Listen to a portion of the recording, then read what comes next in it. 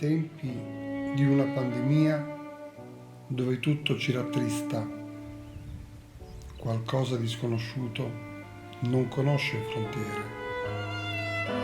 Inutili blocchi e le chiusure. Purtroppo, lui, questo sconosciuto, ci raggiunge ovunque.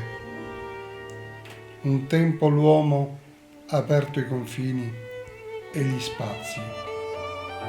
Era tutto bello, ma quel maledetto sconosciuto ha imposto a quegli uomini di chiudere nuovamente quelle porte, quelle stesse porte che una volta erano presidiate, per poi renderle libere come l'aria, come il vento.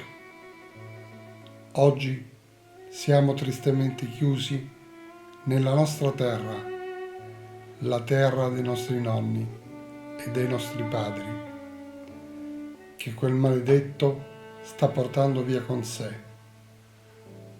Ci rimane la terra, la nostra amata terra, ma soprattutto l'orgoglio di aver capito quei tanti grandi valori della nostra vita.